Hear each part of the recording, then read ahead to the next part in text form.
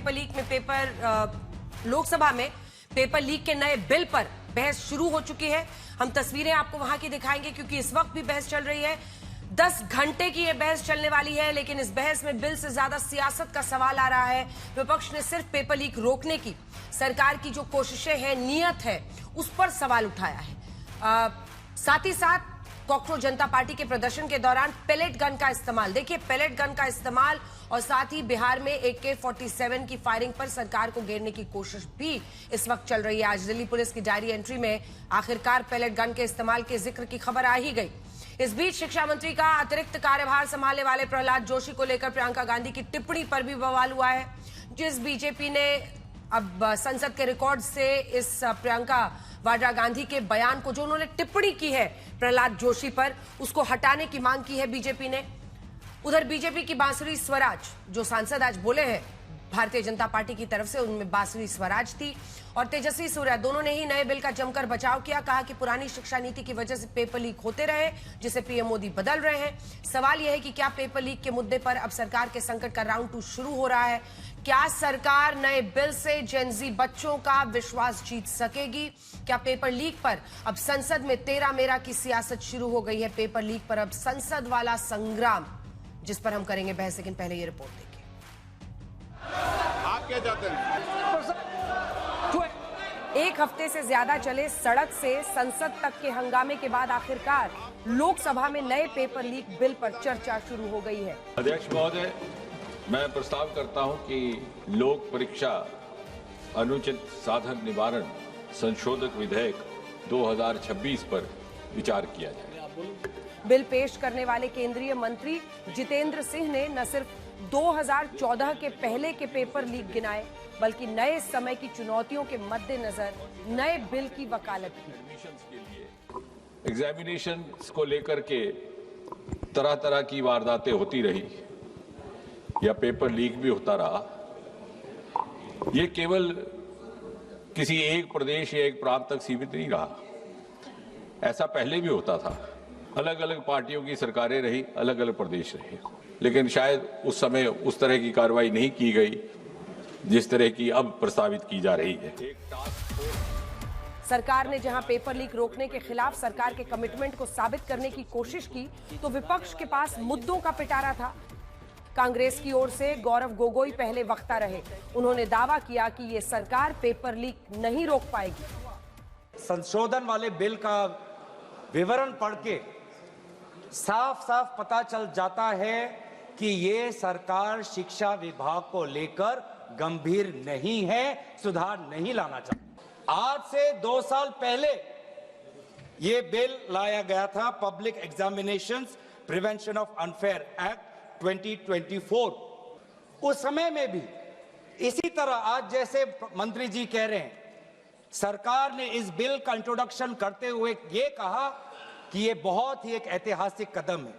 तो ये कानून उस समय भी विफल था और ये कानून जिस मंशा से आज ला रही है, आज भी ये विफल होगा। ये कानून आपकी विफलता का स्मारक है। और ऐसा अध्यक्ष नए बिल पर चर्चा में जोरदार हमला अखिलेश यादव और अभिषेक बनर्जी की ओर से भी हुआ।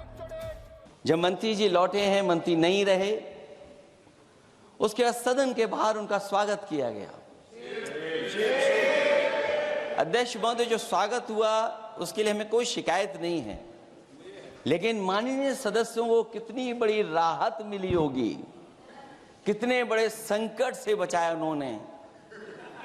एक प्रधान जी को हटा करके प्रधानमंत्री बचा लिया आपने। सरकार को ये अहंकार था कि सरकार झुकती नहीं है, लेकिन उन्हीं नई पीढ़ी के लोगों ने ये वो नारा दिया कि झुकाने वाला चाहिए, सरकार भी झुकती है।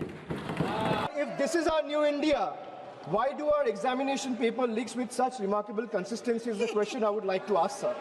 Every time there is a paper leak, the government reacts as if they were seen as an unforeseen act of God. Paper leaks in today's India has become a pattern. जवाब दीजिए। विपक्ष की ओर से बिल पर जारी बहस में CJP के प्रदर्शन के दौरान पुलिस के एक्शन पर भी सवाल उठाया गया है और इसीलिए अमित शाह विपक्ष के निशाने पर आए हैं। पिछले 4 से 5 दिनों में विपक्ष ने पैलेट गन के इस्तेमाल के मुद्दे पर सरकार को जमकर घेरा है।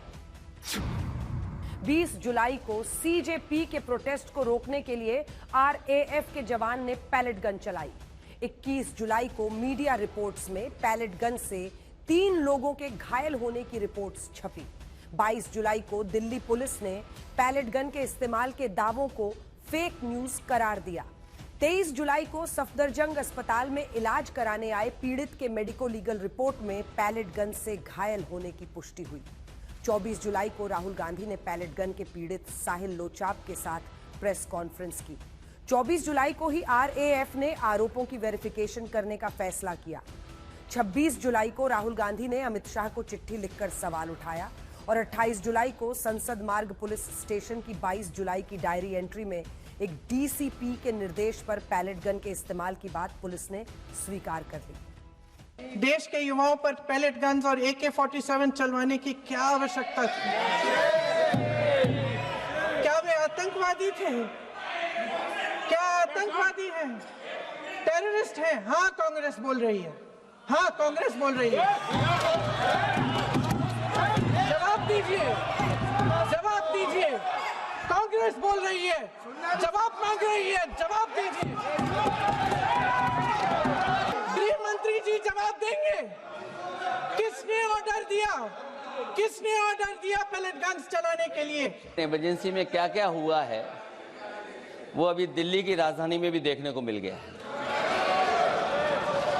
आंसू के गैस के गोले और लकड़ी में लगा हुआ कुछ कील का और कांटे की चीजें, उस समय करंट नहीं लगाया जाता था, इस बार करंट लगाया गया। तो ये इमरजेंसी के बराबर ही हुआ है हमला। तो इमरजेंसी के बाद भी परिवर्तन हुआ था और हमें भरोसा है कि इसके बाद भी परिवर्तन होगा। यहाँ पर हमने लोकतंत्र की ताकत देखी, वहीं पे हमने इस सरकार की क्रूरता भी देखी। हमने देखा आपने किस प्रकार से पैलेट गन का इस्तेमाल किया। हमने देखा किस प्रकार से आपने इलेक्ट्रिक बेटन का इस्तेमाल किया। बिल पर चर्चा के दौरान विपक्ष ने शिक्षा मंत्री के पद से हट चुके धर्मेंद्र प्रधान के स्वागत पर भी सवाल उठाया। जब उसने अपने मंत्री पद से इस्तीफा दिया, कल जब वो सदन में आए, आपने उनको ऐसा माला पहनाया ताकि जैसे वो पाकिस्तान से जंग लड़के आए हैं। उधर बिल के जरिए बीजेपी जेन जी के आक्रोश को कम करना चाहती है। पार्टी की ओर से पहली वक्ता बांसुरी स्वराज रही। एनडीए की कोशिश है कि सरकार के प्रयासों को जेन जी को समझाया जा सके। आदरणीय प्रधानमंत्री श्री नरेंद्र मोदी जी के लिए पेपर लीक को घोर पाप कहना केवल एक बयान नहीं है, ये उनकी सरकार की नीयत है। इसीलिए ये अमेंडमेंट आज यहां पर लाया गया। जब पेपर लीक होता है तब एक सिस्टम में वो सिर्फ एडमिनिस्ट्रेटिव लैप्स नहीं होता है, वो एक विश्वासघात होता है। It is a breach of trust. और इसलिए जब नीट की जो लीक हुआ, माननीय प्रधानमंत्री जी ने कहा, he said that this is a crime, ये पाप है। और तुरंत सरकार ने शॉर्ट टर्म में, लॉन्ग टर्म में इसको सुधार करने के लिए प्रयास किए। किसने ऑर्डर दिया? लोकसभा में पेपर लीक के खिलाफ नए बिल पर बहस जारी है, लेकिन सरकार की संसद की परीक्षा अब भी बाकी है। राज्यसभा में आज भी कामकाज नहीं हो सका है। आज तक ब्यूरो। प्रियंका वाड्रा गांधी जब आज सदन में बोल रही थी तो उन्होंने जो नए शिक्षा मंत्री बनाए गए हैं प्रहलाद जोशी, उन पर टिप्पणी की, जिसको लेकर बवाल हुआ और बीजेपी के तमाम सांसद उस बयान पर हंगामा करने लगे। नए शिक्षा मंत्री पर प्रियंका की टिप्पणी को लेकर किरण रिजिजू ने कहा है कि प्रियंका को क्षमा मांगनी चाहिए। आइए आपको सुना देते हैं।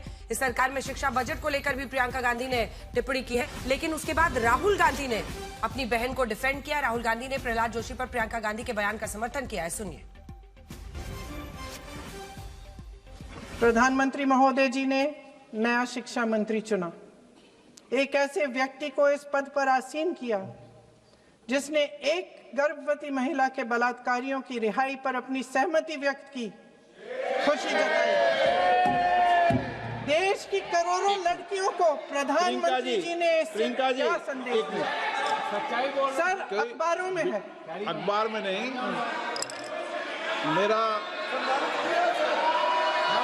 बिल्किस बानो के बलात्कारियों की रिहाई पर जो बयान दिए उसका प्रमाण मैं आपको दे दूंगी, मैं भेज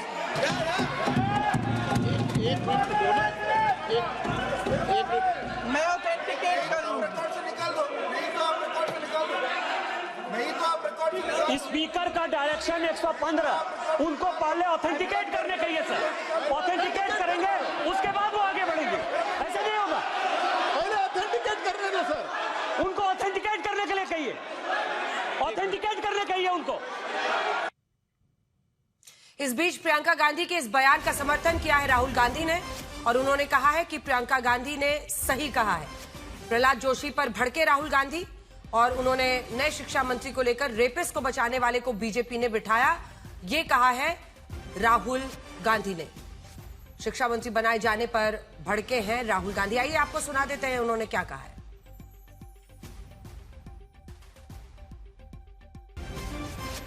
The BJP puts a man who is a defender of rapists. That's the most filthy type of man. There can be no filthier man than somebody who says that rapists need protection. That is the education minister of India. It's strange. It's a strange reaction from the Prime Minister that there are so many people in his cabinet. He could have chosen any one of them. But he chooses a person who protects rapists. Quite amazing. जो खास मेहमान हमारे साथ चर्चा के लिए जुड़ रहे हैं उनमें गौरव भाटिया प्रवक्ता बीजेपी के, गुरदीप सप्पल प्रवक्ता कांग्रेस पार्टी के, हिमांशु राय डायरेक्टर IIM इंदौर के कुछ देर में हमारे साथ जुड़ेंगे। गौरव भाटिया जी आपके साथ शुरू करते हैं क्योंकि अब तो नए शिक्षा मंत्री को लेकर भी विवाद खड़ा हो गया है और उन पर बिल्किस बानो के मामले में बयान देने का समर्थन का जो दोषियों की रिहाई हुई थी उसका समर्थन करने का आरोप लगा रही है कांग्रेस पार्टी। एक तो इस पर आपकी जानकारी और दूसरा ही आपकी सफाई, उसके साथ ही दूसरा बड़ा मुद्दा जो आपके सामने सबसे बड़ा चैलेंज है, उन छात्रों का विश्वास जीतना, वो कैसे होगा? क्योंकि पेलेट गन को ही लेकर देखिए ना, कभी कुछ कहा गया, फिर बयान बदला गया, हॉस्पिटल से रिपोर्ट आई, उसको भी अलग अलग तरीके से दिल्ली पुलिस ने ही फैक्ट चेक किया था जब ये सबसे पहले खबर दिखाई गई मीडिया रिपोर्ट्स में कि पेलेट गन का इस्तेमाल हुआ है, और अब वो खुद ही मान रहे हैं, आज खुद ही माना है। गौरव जी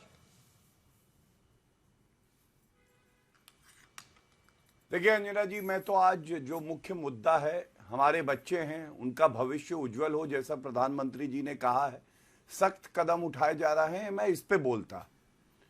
लेकिन आपने जो प्रश्न पूछा ना, आज पूरे भारत ने देखा है कि प्रियंका गांधी वाड्रा बिल्कुल राहुल गांधी की बहन है, बिना तैयारी के आती हैं, झूठ बोलती हैं, और सत्यापन के लिए जब कहा जाता है कि आप प्रमाणित करिए, ऑथेंटिकेट करिए, तो वो कहती है मैं भेज दूंगी, मैं अभी थोड़ी देर में भेज दूंगी। क्या एक सांसद को यह शोभा देता है कि आप किसी पे इल्जाम लगाएं, उसका चरित्र हनन करें, और वो व्यक्ति देश का शिक्षा मंत्री है, वो वहां बैठा है, आप उसको नोटिस नहीं देते, और जब आपत्ति दर्ज करी जाए तो आपकी तैयारी भी वैसे ही है जैसे राहुल गांधी फेल्ड बच्चा होता है, आप कहती है बाद में भेज दूंगी। उस वक्तव्य को कार्रवाई से हटा दिया गया है। इसलिए अगर किसी को उत्तर देना है, सफाई देनी है, यह स्थापित करना है कि उसकी आस्था संसद के जो रूल्स हैं उसमें है, तो वो कांग्रेस पार्टी है और सप्पल जी है मेरे दोस्त। लेकिन अब मैं आता हूं बड़ी बात पे। देखिए, आपने कहा बच्चों का विश्वास जीतना है। बच्चों का विश्वास हमने तब जीता है जब हमारे देश के मंत्री JP नड्डा जी बच्चों से बातचीत करते हैं और बच्चे कहते हैं हम आंदोलन वापस ले रहे हैं। जो बच्चों की मांग थी, हमने देखा शिक्षा मंत्री धर्मेंद्र प्रधान जी ने भी नैतिकता के आधार पे इस्तीफा दिया। हमने विश्वास तब जीता जब हमने फास्ट ट्रैक कोर्ट का गठन किया और कहा कि अगर कहीं पर्चा लीक होगा तो तुरंत ट्रायल होगा और जेल की सलाखों के पीछे जाएंगे जो दोषी हैं। और जो हम लोग बिल ला रहे हैं, मैं सवाल पूछता हूं, 2024 में हम पहली बार एंटी चीटिंग लॉ लाए। क्या इससे पहले कांग्रेस पार्टी की सरकार 10 साल रही? अंजना जी, एक बार तो सवाल पूछना बनता है ना। कैसे कई 100 पर्चे लीक हुए उनके 10 साल में। कौन सा कानून लाए थे, ये सवाल पूछिएगा। और आज जो कानून आ रहा है, आप देखिए इसमें क्या हो रहा है। एक समय सीमा तय हो रही है विवेचना के लिए, 2 महीने में विवेचना पूरी होगी। जो ट्रायल है वो 3 महीने में होगा। मतलब अगर पर्चा लीक हुआ तो 5 महीने के अंदर अंदर सजा हो जाएगी दोषियों को। ये एक ठोस कदम है जो ये सुनिश्चित करेगा पर्चा लीक ना हो। दूसरी बात, किस तरह से जो सजा है वो 3 साल हो सकती है और 5 साल तक एक्सटेंड की जा सकती है। अब उसको और कड़ा बना दिया गया, 5 साल की सजा मिनिमम और 10 साल तक वो एक्सटेंड करेंगे। सर्विस प्रोवाइडर अगर पर्चा लीक करेगा तो जो 1 करोड़ का फाइन था उसको अब 5 करोड़ कर दिया गया है। ये मैं इसलिए बता रहा हूं, ये सारे कदम ये दर्शाते हैं किस तरह से नरेंद्र मोदी जी ने अगर देश के बच्चों के प्रति एक संदेश छोड़ा है तो उसको संसद आज चर्चा कर रही है। लेकिन दुर्भाग्यपूर्ण क्या है, हमारे देश की सांसद नेत्री झूठ बोलती पकड़ी गई। एक दूसरा, बच्चों का विश्वास हम ऐसे जीतेंगे, प्रियंका गांधी वाड्रा को पता होना चाहिए जो आंकड़े मैं आपको दे रहा हूं। 2014 में शिक्षा बजट था 79,000 करोड़, 2025 में 1,40,000 करोड़ और 8.27% का इंक्रीज हुआ एजुकेशन बजट। क्या यह सत्य नहीं है कि 2014 में एम्स 7 थे जो अब 23 हो गए, 16 बढ़ गए। केवल 12 वर्षों में, जो 55 साल में कांग्रेस नहीं कर पाई, हमने किया। आईटी 16 से 23 हो गए, 7 बढ़ गए और आईएम 13 से 21 हो गए, 8 बढ़ गए। ये क्या दर्शाता है? अगर सबसे ज्यादा चिंता किसी को है बच्चों की तो वो नरेंद्र मोदी जी को है। और एक आंकड़ा और मैं दुरुस्त कर दूं प्रियंका गांधी वाड्रा का, जो बहुत ही महत्वपूर्ण है। 2014 में जब हमारी सरकार आई 387 मेडिकल कॉलेज थे देश में, आज 780 है। मतलब दुगने से भी ज्यादा 12 साल में, जो 55 साल में ये बना पाए। और 51,348 सीटें थी 2014 में मेडिकल की, जो प्रियंका गांधी वाड्रा कह रही थी, आज 1,20,000 हो गई। और 2025 में 43 न्यू मेडिकल कॉलेज खुले। ये मैंने आंकड़े दिए। आज सवाल ये पूछा जाएगा कि आपने फास्ट ट्रैक कोर्ट क्यों नहीं बनाया? पर्चे तो तब भी लीक होते थे, सजा नहीं होती थी। सजा मोदी जी की सरकार में हो रही है। दूसरा, आप कोई कानून क्यों नहीं लाए? ये सवाल पूछे। गुरदीप सप्पल जी, नहीं, ये सवाल मैं ऐसे भी पूछ रही हूँ लगातार, ये आपके अच्छे लगने के लिए नहीं पूछूंगी गौरव जी, लेकिन ये भी है कि इस मामले पर सिर्फ वॉटर बाउंड्री से नहीं होगा, क्योंकि केंद्र हो जी, गौरव जी, केंद्र हो, राजस्थान हो, तमाम जगहों से इनकी सरकार को जनता ने बाहर कर दिया है। और राजस्थान में तो पेपर लीक इतनी बड़ी समस्या थी गहलोत सरकार में कि जनता के बीच में चुनाव को मैंने भी कवर किया, बड़ा मुद्दा था। लेकिन अब सवाल है कि वही मुद्दा ग्राउंड पर आपके खिलाफ बन रहा है, तो चैलेंज आपके सामने। लेकिन गुरदीप सप्पल जी, आखिरकार निर्भया का भी, जब ये सवाल भी मैंने पहले पूछा है, निर्भया का भी मुद्दा हुआ, तो भाई कानून में क्या बदलाव किया जा सकता है? कैसे सख्ती, डेटरेंस की मिसाल पैदा की जा सकती है? कैसे सिस्टम को पुल प्रूफ बनाया जा सकता है? उसके लिए टास्क फोर्स, यही तो कदम उठाए जा सकते हैं। तो ऐसे में इस कानून में क्या कमी है? इस कानून को ऐसे क्या मजबूत और किया जाए? क्योंकि बच्चे तो रिपोर्ट कार्ड सभी नेताओं का लिखेंगे ना, विपक्ष का ये भी तो रोल होना चाहिए कि कानून को कैसे और मजबूत बनाए। बिल्कुल, आपने ठीक बोला, पर पहले मैं जरा गौरव जी की एक बात की बात कर दूं। प्रियंका जी ने जो बोला प्रहलाद जोशी के बारे में कि उन्होंने रेप विक्टिम्स का समर्थन किया था, रेप एक्यूज का समर्थन किया था, कन्विक्टेड का, सॉरी, ये इंडियन एक्सप्रेस की 18 अक्टूबर 2022 की वेबसाइट पे रिपोर्ट है। ये कोई भी देख सकता है, गूगल कर लीजिए, आपको मिल जाएगा। और तमाम अखबारों ने इसको कवर किया था। ये सिर्फ इस तरह से बोलना चाह रहे हैं टेक्निकी सवालों में उठा के कि ऑथेंटिकेट पहले करना है बाद में करना है। जैसे दिल्ली पुलिस अभी मिसगाइड कर रही थी कि हमने पैलेट गन नहीं चलाई, बाद में पता चला दिल्ली पुलिस ने वाकई नहीं चलाई थी, वो तो सीआरपीएफ की रैपिड एक्शन फोर्स है, उसने चलाई थी। तो ये क्या है, अर्ध सत्य में उलझाकर बात को करते हैं। अब बिल पे आ जाते हैं। देखिए 24 का जो बिल था अंजना जी, आप जानती हैं उसको ऐतिहासिक बिल कहा गया, और आज का ये महा ऐतिहासिक बिल था। इस 2 साल में महा फेलियर हुआ, और आज उस महा फेलियर की दास्तान पूरा देश देख रहा है, जब संसद के अंदर इतने बड़े मुद्दे पर, जिस पे छात्र आंदोलित है, उस पे डिबेट हो रही है, तो प्रधानमंत्री और गृह मंत्री संसद के अंदर नहीं दिखे। इतनी सीरियसनेस है। कल धर्मेंद्र प्रधान का स्वागत करने के लिए कल संसद के बाहर सब थे, लेकिन आज जो है वो नहीं दिखे हम संसद के अंदर। अब आ जाइए इस पे। ये बात सही है कि पहले भी पेपर लीक हुए, कोई इसमें दो राय नहीं है, लेकिन दो बड़े फर्क हैं।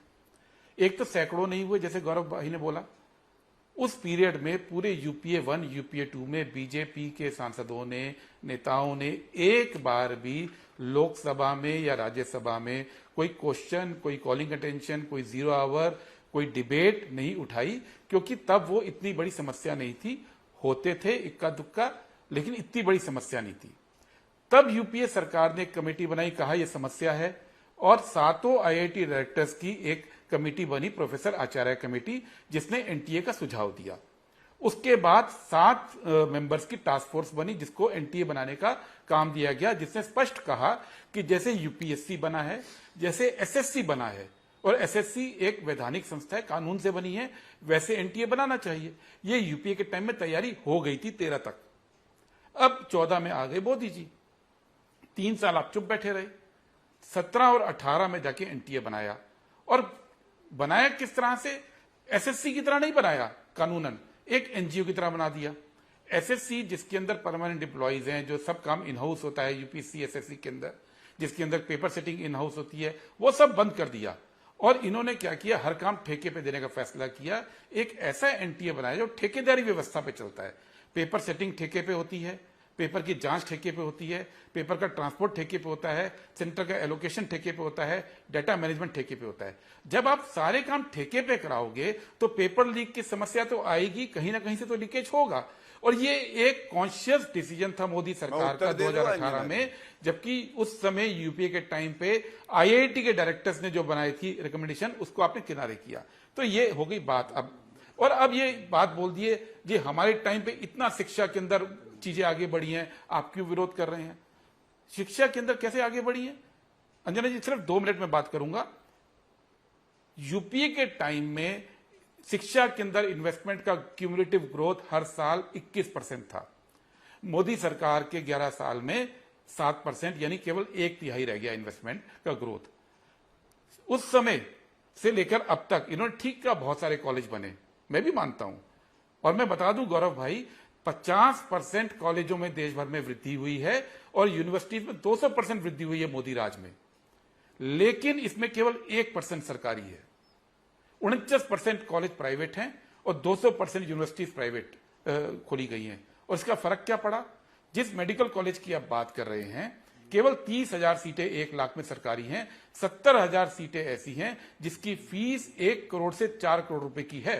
ठीक है। और देश का 1% आबादी सिर्फ ऐसा है जिसकी सालाना इनकम 22 लाख से ऊपर है, सिर्फ 1%। यानी 99% जनता उन मेडिकल कॉलेज में एडमिशन ले नहीं सकती। आपने व्यवस्था यह बना दी, हर चीज प्राइवेट, हर चीज जो है प्राइवेट के हाथों में दे दीजिए, मित्रों के हाथों में दीजिए, और जनता जो 99% जिस इनकम रेंज के अंदर, 99% में डेटा पे बोल रहा हूं, ये हवाई बात नहीं बोल रहा हूं, 99% जनता उन 70,000 सीटों, जो 70% सीटें हैं, 70,000 70% होती हैं, उन 70% सीटों पे आम व्यक्ति नीट पास करने के बावजूद एडमिशन लेने के लायक नहीं है, क्योंकि फीस। गौरव भाटिया जी, अब इसका जवाब दीजिए। फीस की जो इस वक्त अगर आप ही निकाल लीजिए, मतलब आप ही ऑनलाइन जाकर फीस स्ट्रक्चर निकाल लीजिए कॉलेजेस में, इंस्टीट्यूट्स में, तो समझ में आ जाएगा कि क्या हालत है। कई बच्चे तो जो गरीब परिवारों के होते हैं, पास करने के बाद भी एडमिशन लेना उनके लिए मुश्किल होता है। और शिक्षा के क्षेत्र में मतलब पैसे को लेकर उसमें वृद्धि होनी चाहिए थी, एक राइज की जरूरत है देश में, ऐसा नहीं दिख रहा है गौरव जी।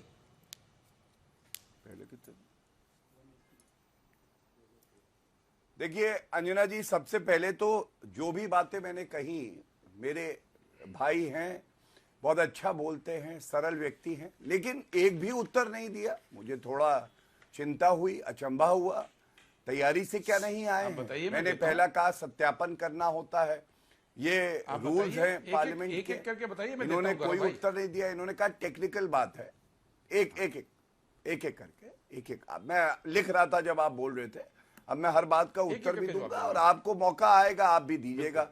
मैं समझता हूँ इतनी अच्छी चर्चा जब हो रही है, सब दर्शकों को भी अच्छा लगेगा कि हम लोगों में भी काबिलियत है, हम एक दूसरे को इज्जत दे के चर्चा कर सकते हैं। पहली बात, मैंने कहा सत्यापन होना चाहिए, ऑथेंटिकेशन होना चाहिए। संसद में बयान देंगी प्रियंका गांधी वाड्रा और वहां पे उनका बयान सुनिएगा सप्पल जी, उन्होंने क्या कहा, मैं ऑथेंटिकेशन कर दूंगी। और यहां प्रवक्ता आज तक पे ऑथेंटिकेशन करने का प्रयास कर रहे हैं एक न्यूज़पेपर का रिपोर्ट दिखा के। पहली बात, टेक्निकल क्या होता है गुरदीप जी, राहुल गांधी के खिलाफ भी कुछ बहुत गंभीर बलात्कार के आरोप आए थे और ये जजमेंट में रिकॉर्डेड है, लेकिन क्योंकि हाई कोर्ट सुप्रीम कोर्ट ने उनको राहत दी, तो मैं अगर उसको उठाता हूं, मेरी जिम्मेदारी है मैं बताऊं कि हाई कोर्ट सुप्रीम कोर्ट के जजमेंट में था और उनको राहत मिली। मैं किसी पे आरोप लगाऊं और उसके बाद कहूं सत्यापन बाद में करूंगा, ऐसा नहीं होता है। तीसरी बात, मैंने आपसे एक सिंपल सवाल पूछा था, एक और मौका दे रहा हूं। 2024 में हम कानून लाए और हमने कहा कि ये जो परीक्षा में पेपर लीक होता है इसको रोकेंगे। आप 2004 से 14 तक रहे 10 साल और 45 साल और रहे हैं। कृपया करके हमें ये बताइए कौन सा कानून आप लाए थे। ये तो गलत सवाल हो नहीं सकता है, आपने बताया नहीं। हाँ, राजस्थान की मैं एक बात बताता हूं, डेप्यूटी सीएम थे सचिन पायलट और सीएम थे अशोक गहलोत। सचिन पायलट ने बयान दिया कि 17 पेपर लीक हुए हैं जब से सरकार आई है कांग्रेस की, और क्या जादूगर है अशोक गहलोत, उनकी तिजोरी से पर्चा लीक हो जाता है। तो प्रियंका गांधी वाड्रा ने क्या कहा था, मैं आपको वक्तव्य पढ़ देता हूं। आपको मालूम है पेपर लीक की बड़ी समस्या है, गहलोत जी भी जानते हैं कि राजस्थान में भी पेपर लीक हुए हैं और ये एक बड़ी समस्या है पूरे देश में, सिर्फ एक देश की समस्या नहीं है। हमने कोशिश करी है बार बार रोकने की, लेकिन रोक नहीं पाए। अब आप बताइए, खुद ही विफलता मान रहे हैं और यहां पे हम कानून ला रहे हैं, कानून पे चर्चा हो रही है, मैंने उसके कुछ अंश पढ़े, क्या अच्छाइयां। कृपया करके गौरव गोगोई से कहिए, राहुल गांधी से कहिए, कुछ सुझाव स्पीकर से मिल रहे प्रहलाद जोशी। ये खबर इस वक्त आ रही है कि लोकसभा में प्रियंका गांधी की टिप्पणी के बाद ये मुलाकात हो रही है और लोकसभा में प्रियंका की टिप्पणी के बाद स्पीकर ओम बिरला से मिल रहे हैं प्रहलाद जोशी और टिप्पणी के बाद ही ये मुलाकात हो रही है। देखिए, अब आप समझ लीजिए कि बच्चों का पेपर लीक का मुद्दा रह गया पीछे, अब ये हो गया शुरू कि भाई नए शिक्षा मंत्री पर क्या टिप्पणी की, और टिप्पणी की तो अब उसके खिलाफ क्या स्ट्रैटेजी होगी, क्या किया जाएगा। अब इसीलिए मैं बार बार कह रही हूं कि इस बार सभी नेताओं का, वो किसी भी पार्टी के हो, इस बार हमेशा बच्चों के रिजल्ट्स होते हैं ना, बच्चों का एग्जाम लिया जाता है, उनका रिपोर्ट कार्ड बनता है, हर साल बनता है रिपोर्ट कार्ड। इस बार वो नेताओं का रिपोर्ट कार्ड ले रहे हैं और वो देख रहे हैं कि कौन सा नेता वाकई उनके जो परेशानियां हैं, सिस्टम जो वीक है, बिल्कुल सिस्टम जो वीक है उससे लड़ना चाहता है और कौन सिर्फ पॉलिटिक्स में उलझाना चाहता है। गौरव जी, अब प्रहलाद जोशी मिल रहे हैं स्पीकर ओम बिरला से, क्या मतलब है इसका, क्या करिएगा? मतलब अगर उन्होंने कहा है, वो कह रही ऑथेंटिकेट करेंगी, तो वो अलग का इशू है ना, मेन इशू तो पेपर लीक के खिलाफ ये बिल है। गौरव जी। नहीं अंजना जी, मैं भी देखिए इस चर्चा में सकारात्मक बात करने आया हूं। सप्पल जी भी अच्छी बात करेंगे, मुझे उम्मीद है, कुछ तैयारी से आए होंगे, कुछ सुझाव देंगे जो संसद तक जाएंगे। लेकिन एक बात कहूंगा, संसद जो है वो कानून से चलती है, जो बिजनेस रूल्स होते हैं। अगर सत्यापन करना जरूरी है किसी पे आरोप लगाने से पहले, तो वो करना पड़ेगा। प्रियंका गांधी वाड्रा हो या राहुल गांधी हो, ये देश के कानून से, संसद के कानून से ऊपर नहीं है। लेकिन एक और झूठ पकड़ता हूं आपके चैनल पे, सप्पल जी ने ये नहीं बताया कि जब IIT, IIM, एम्स का मैंने आंकड़ा दिया जो 55 साल में इन्होंने किया, हमने 12 साल में करके दिखाया। एक मिनट सप्पल जी, एक मिनट में बात पूरी कर लूं। इनके मुंह से निकला कि ये जो मेडिकल कॉलेज बड़े हैं, जिसका मैंने आंकड़ा दिया था 2014 में 387 थे अंजना जी, और 2025 में 780 हो गए। इन्होंने कहा ये प्राइवेट है, तो गवर्नमेंट मेडिकल कॉलेज 433 हैं, 433, और इनके समय में टोटल मेडिकल कॉलेज 387 थे। ये एक और झूठ पकड़ा गया। अब एक सवाल है और अंत करूंगा। सप्पल जी ये बताइए, बच्चे तो बच्चे होते हैं, चाहे वो उत्तर प्रदेश के हो चाहे दिल्ली के हो। अब ये केरला में लाठी भाजी जा रही है, झारखंड में भी पर्चे लीक हुए हैं, लाठी भाजी जा रही है, कर्नाटका में पर्चे लीक हुए, लाठी भाजी जा रही है। वहां पे दर्द नहीं होता है? प्रियंका गांधी वाड्रा जी तो एक माँ है, क्या माँ अपने बच्चों में भी भेदभाव करती है कि अगर केरला के हो गए बच्चे तो कोई, जहां उनको 16 दिन हो गए थे, अनशन पे बैठे हुए थे सभी बच्चे और सोनम वांगचुक जी, लेकिन 18 जुलाई को सरकार ने क्या किया? सवाल इस बात का है, जो लोग अहिंसा के साथ बैठे हुए थे, जो लोग गांधी जी के विचारों के साथ सत्य और अहिंसा की लड़ाई लड़ रहे थे, उनको आप लोगों ने सफेद कफन पहनाने का काम किया। 18 तारीख को आप लोगों ने उनको कफन पहनाने का काम किया और गांधी जी के विचारों को आप लोगों ने कहीं ना कहीं कफन पहनाने का काम किया। इस देश में लोकतंत्र तो है, लेकिन वाकई में क्या स्वतंत्रता है? सवाल इस बात का है आज। जिस तरह बच्चे आए 20 जुलाई को, और कहां से नहीं आए, हर प्रदेश से बच्चे आए, यूपी हो, बिहार हो, तमिलनाडु हो, आसपास के मध्य प्रदेश हो, सभी स्टेट से, बॉम्बे हो, सभी स्टेट से, सभी प्रदेशों से बच्चे आए, क्योंकि वो सब अपनी एकता दिखाना चाहते थे। क्योंकि ये लगातार पेपर जो लीक हो रहे हैं, लगातार जिस तरह का दौर चल रहा है आज, और लगातार जिस तरह सरकार आंखें मूंद के बैठी हुई है और जो सुन नहीं रही है, वो अपनी बात रखने आए थे सरकार से, वो अपनी भावनाओं को सरकार के सामने रखने आए थे। वो चाहते थे कि जो एजुकेशन मिनिस्टर है उनका रेजिग्नेशन हो, और तो कोई बात नहीं थी। सब अपनी एकता और अखंडता दिखाने आए थे। For a purpose they had come to Jantar Mantar. लेकिन सरकार ने उनके साथ क्या बर्ताव किया, सवाल इस बात का है। क्योंकि हम लोग भी उस आंदोलन में शामिल हुए। और क्यों शामिल हुए हम लोग? क्योंकि ये बच्चे आंदोलन में बैठे थे, क्योंकि हमारे देश के बच्चे आंदोलन में बैठे थे।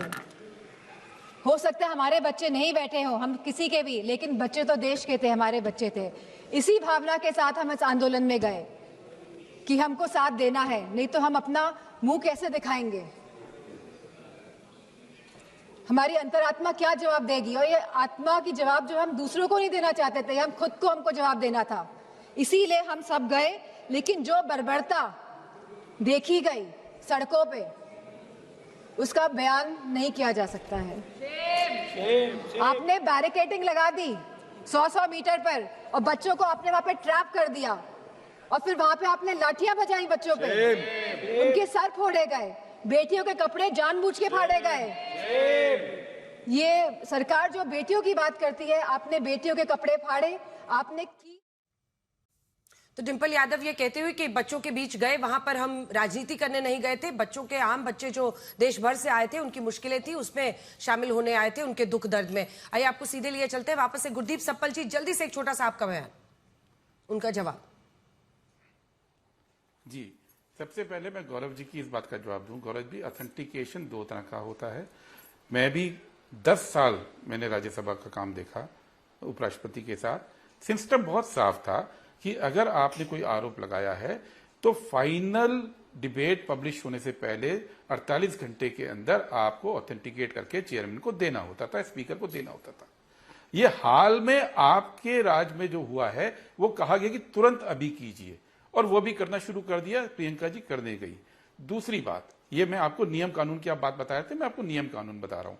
ये भी पहली बार हो रहा है कि संसद में जो कुछ कोई नेता बोलना चाहे, कोई सांसद बोलना चाहे, हर बात वो ना अखबार से होनी चाहिए, ना वो टीवी से होनी चाहिए, ना वो किसी रिपोर्ट से होनी चाहिए। यानी ये मानना कि कोई सांसद पहले कोई मुद्दा उठाने से पहले पूरी इन्वेस्टिगेशन करेगा, उसके पास तो पुलिस नहीं है, उसके पास जांच एजेंसी नहीं है, वो इन्वेस्टिगेशन करके प्रूफ के साथ सामने लाए। तो कल तो जो आपने 50 साल 55 साल राजनीति की विपक्ष के अंदर, आपका कोई नेता कोई इशू उठा ही नहीं सकता था। हर इशू जो उठाया जाता, उस समय क्या उनको रोका जाता था कि पहले आप सबूत लाइए, सही है गलत है? संसद का पटल होता है सरकार का ध्यान खींचने के लिए, और सरकार को उसके ऊपर कार्रवाई करनी होती है। ये संसदीय सिस्टम है। चलिए ठीक है, और इस वक्त भी बहस हो रही है। एक सेकंड में लौट रही हूं। आइए आपको सीधे लिए चलते हैं। इस वक्त हमारे साथ हिमांशु राय जुड़ रहे हैं, जो कि डायरेक्टर हैं IIM इंदौर के। हिमांशु जी, मुझे पता चला आप ग्लासगो में हैं, लेकिन उसके बावजूद आप हमारे कार्यक्रम में शामिल हुए, क्योंकि देश के अंदर जिस तरह की इस वक्त स्थिति बनी हुई है, बच्चों के साथ एक उनका विश्वास कहीं ना कहीं हिल गया है। उनको लग रहा है कि देश में पेपर लीक के जो मामले हैं, वो सीधा उनके भविष्य के लिए सबसे बड़ा खतरा है। ऐसे में बतौर डायरेक्टर, एक शिक्षाविद जिसका एक लंबा अनुभव रहा है अलग अलग जगहों पर, और कैसे इस पूरे सिस्टम को मतलब लीक से हटाया जाए, इस पर भी आपने बहुत काम किया है। तो हिमांशु जी, क्या पहल होनी चाहिए? विश्वास बच्चों का वापस कैसे जीता जाएगा? पेपर लीक प्रूफ सिस्टम कैसे बनेगा? और अगर सीबीएसई के रिजल्ट में ओएसएम के आने की वजह से इतनी दिक्कतें आई, क्योंकि मुझे हमेशा लगता है कि ये भी एक सबसे बड़ा फ्लैश पॉइंट रहा है, तो उसको कैसे रोका जा सकता है? बहुत बहुत धन्यवाद अंजना। और इसमें दो महत्वपूर्ण चीजें हैं जो आपने स्वतः भी बोली। एक तो लघुकालिक हमको क्या करना चाहिए। तो सबसे पहला ये जो चीज है कि जो पेपर लीक होते हैं, हमें इसको टेक्निकली बहुत मुश्किल बना देना चाहिए। उसके बाद इसके ऑपरेशन को बहुत रिस्की कर देना चाहिए और इसको इकोनॉमिकली कंप्लीटली अनवायबल कर देना चाहिए, ताकि जो कोई भी इस पेपर लीक करना चाहता है वो 10 बार पहले तो सोचे लीक करने से पहले। और जो दूसरा, मैं 3 कदम बताता हूं जो कि हमको लघुकालिक रूप में और एक जो दीर्घकालिक रूप में करने चाहिए। लघुकालिक सबसे पहले एक जस्ट इन टाइम, एक जीआईटी का कॉन्सेप्ट होता है, वो डिजिटल पेपर डिस्ट्रीब्यूशन का हमको करना चाहिए। और कहने का तात्पर्य ये कि सारे जो पेपर हैं वो एक एनक्रिप्टेड फॉर्म में एनक्रिप्ट होकर के एक नेशनल सिक्योर एग्जामिनेशन क्लाउड में जाएं और उसके बाद एग्जाम से ठीक 30 या 45 मिनट पहले उनको हम डाउनलोड करें एग्जामिनेशन सेंटर पे साइमल्टेनियसली पूरे देश में एक साथ। और उसके बाद जो उनकी प्रिंटिंग है वो लोकल ही होनी चाहिए, एक सिक्योर प्रिंटिंग रूम में जहां पे भी है वो। तो इससे जो भी एक डाउनलोडेड कॉपी है उस पे एक वाटर मार्क होना चाहिए जिससे कि वो चिन्हित हो जाएगा। तो इसलिए कोई भी पेपर सबसे पहले तो बीच में ट्रांसपोर्ट वगैरह नहीं करना पड़ेगा हमें। दूसरा जो एक चीज हम कर सकते हैं, हम आर्टिफिशियल इंटेलिजेंस का जमाना है, एआई को यूज करके हम हर सेशन के लिए कम से कम 10-15 इक्विवेलेंट वर्जन बना ले पेपर के, जिनकी कठिनाई सेम हो, और एआई हमको बता देगा कि ये सारे पेपर सेम हैं।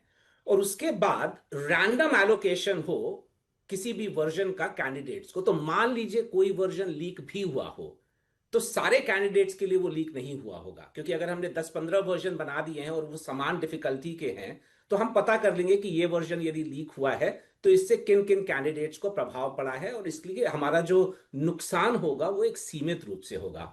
और तीसरा, हमारे पास एक साइबर सिक्योरिटी एजेंसी है सर्टेन, उसी के नक्शे कदम पे हमको एक और एजेंसी बनानी चाहिए जिसको हम नेशनल एग्जामिनेशन सिक्योरिटी एजेंसी बुलाएं। और ये नीसा जो एजेंसी है ये सिक्योरिटी की ऑडिट करे, ये जितने भी पर्सनल हैं, ये पूरे जो चेन होती है ना अंजना जी, एक तो जो पेपर बनाता है, उसके बाद जो उसको हैंडल करता है, फिर ट्रांसपोर्ट करता है, फिर सेंटर सुपरिंटेंडेंट होता है, इन सबके बैकग्राउंड वेरिफिकेशन होने चाहिए। और एक जो बहुत महत्वपूर्ण रूल है जो आता है कि 2 person in any sensitive thing, और वो 2 पर्सन सरकार द्वारा एक रैंडम तरीके से चुने जाने चाहिए। फॉर एग्जाम्पल, अगर उनको कोई ट्रक पे चीज ले जानी है इधर से उधर, उसमें 2 ड्राइवर, और वो 2 ड्राइवर आपस में एक दूसरे को ना जानते हो पहले से, ये हमको सुनिश्चित करना पड़ेगा। उसी तरह से जो पेपर बना रहे हैं, एक ही पेपर सेट पे काम करने के लिए 2 लोग, और जो एक दूसरे को ना जानते हो। तो ये अगर हम 3 चीजें करेंगे तो लघुकालिक दृष्टिकोण से हमको लाभ मिलेगा। और दीर्घकालिक एक मैं बताना चाहता हूं जो कि टास्क फोर्स का भी गठन हुआ है, इसको करना चाहिए। वो कैट में भी, जैसे हम लोग 2009 में हम, मैं वही पूछ रही थी कि चूंकि साल 2009 में, अगर मैं सही हूं हिमांशु जी, तो आप जब ये वो पेपर पेंसिल मार्क्स से लेकर उसको पूरा कंप्यूटर बेस्ड जो टेस्ट हुआ सीबीटी, उसमें आपका एक योगदान था कि उसको फुल प्रूफ कैसे बनाया जाए। जी। तो वो कैसे किया जा सकता है? उसमें हम लोग उसको कंप्यूटर बेस्ड टेस्टिंग पे ले गए। और कंप्यूटर बेस्ड टेस्टिंग पे एक तो सबसे पहले ये होता है कि आपका पेपर पेंसिल एकदम ही गायब हो जाता है वहां से। कंप्यूटर बेस्ड टेस्टिंग जब हम करते हैं तो हम एक लोकल सर्वर पे डाउनलोड करते हैं पेपर को मात्र आधे घंटे पहले, तो कोई चांस नहीं है। और उसके बाद यदि हमको कंप्यूटर बेस्ड टेस्टिंग मान लीजिए 10-15 दिनों में करनी पड़े, बिकॉज नीट की यदि हम बात करें, उसी के परिप्रेक्ष्य में बात हो रही है, तो उसका नंबर बहुत ज्यादा है। तो एक इक्विवेलेंस करके तो एक नॉर्मलाइजेशन की प्रक्रिया होती है स्टैटिस्टिक्स में, उससे हम 20 दिन 25 दिन जितने भी दिन करना चाहें हम समानांतर पेपर बना सकते हैं। और अंततोगत्वा अंजना, एक चीज हमें समझनी चाहिए कि किसी एक ही टेस्ट पे जो एक ही दिन होता हो, उस पे लाखों छात्रों का भविष्य नहीं टिका हुआ होना चाहिए। तो अंततोगत्वा एक चीज होती है जिसको हम लोग लॉफ्ट मॉडल बोलते हैं, linear on the fly testing. जैसे जो जीआरई और जीमैट के एग्जाम होते हैं, वो आप कभी भी जा करके अपना बुकिंग करा करके कभी भी जा करके लिख सकते हैं। उसके बाद मान लीजिए एक बार आपने लिखा, जो आपके पास स्कोर आया वो आपको नहीं पसंद है, तो आप 6 महीने बाद फिर से जाकर के लिख सकते हैं। तो हमें उसकी तरफ बढ़ना चाहिए। तो ये जो टास्क फोर्स संगठित हुई है, इसको इस विषय पे भी काम करना चाहिए कि linear on the fly testing model पे हम कैसे जा सकें भविष्य में। अगर आपकी बात को माना जाए और ये फिर शिकायत आए कि ये जो अलग अलग वर्जन्स बन रहे हैं पेपर के, वो वाला वर्जन आसान था, अब ये तो कोई भी दावा कर सकता है कि एक वर्जन आसान था, एक मुश्किल था, ये कैसे हैंडल होगा?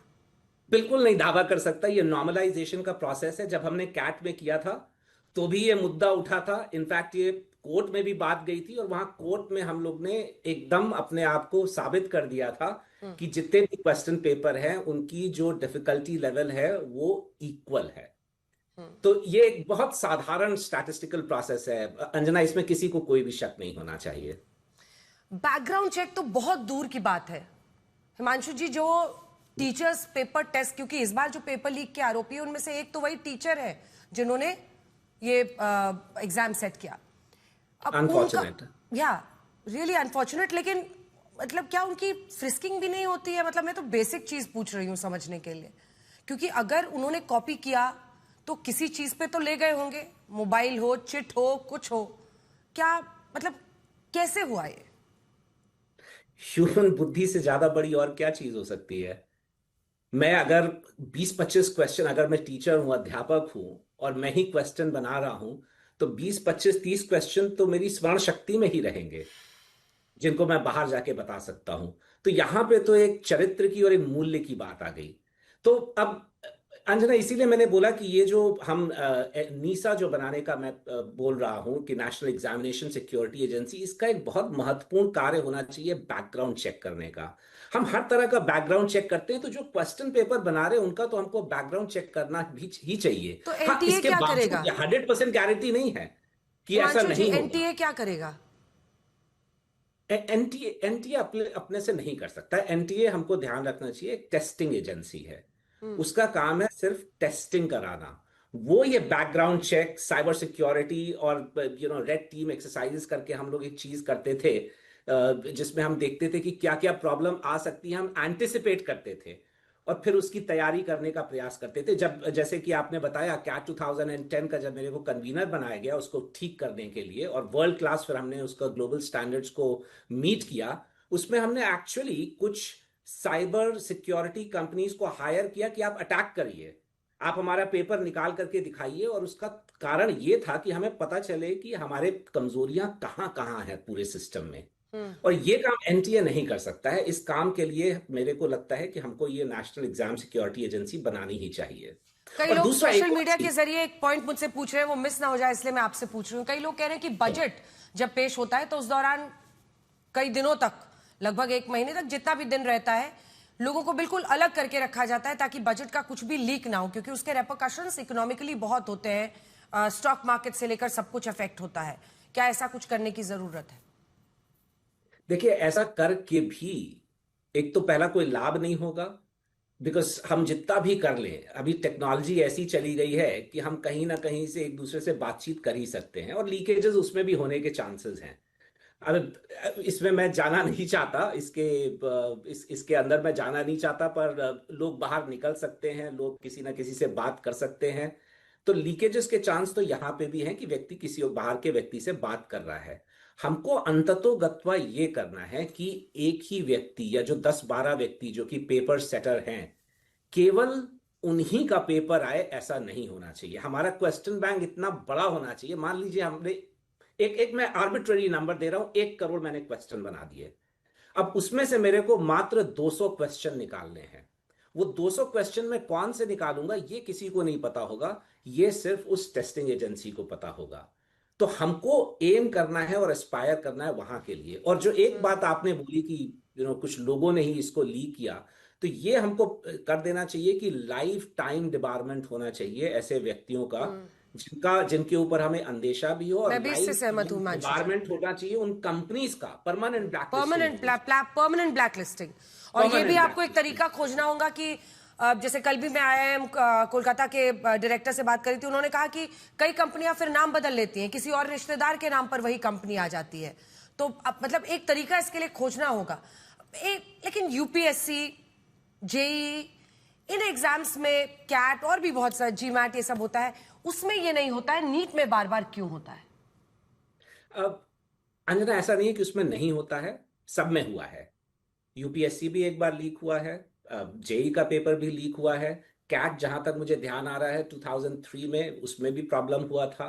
तो ऐसा नहीं है कि लीक नहीं हुआ है, लीक असंभव नहीं है, चाहे हम कितना भी पुख्ता इंतजाम क्यों ना कर लें। Issue is have we learn from it. यदि हमने उससे सीख नहीं ली तो एक ही एग्जाम 2 बार लीक नहीं होना चाहिए। एक बार तो क्षम्य है, दूसरी बार वो अक्षम्य बन जाता है। इसका मतलब कि हमने उसके ऊपर ध्यान नहीं दिया है। तो हमको ये देखना है कि हम इस जो प्रोसेस है ये लीक करने की, इसको कितना मुश्किल और कितना एक्सपेंसिव बना दें उन लोगों के लिए जो कि राष्ट्रद्रोही तो है ही, क्योंकि वो इतना पेपर लीक करने का प्रयास कर रहे हैं। वो इनके लिए बहुत बड़ी कॉस्ट टेक होनी चाहिए। हिमांशु राय जी, डायरेक्टर IIM इंदौर के, आप आज तक पर आए, आपने तमाम सवालों के जवाब दिए और उम्मीद करते हैं कि आपके अनुभव और आपकी बातों से कुछ ना कुछ सहायता इसमें, और जो बच्चे हैं खासतौर पर चिंतित अपने घरों में, उनके लिए कोई रास्ता दिखे। बहुत बहुत धन्यवाद आपका आज तक पर हमारे साथ। बहुत बहुत धन्यवाद अंजना। धन्यवाद सर।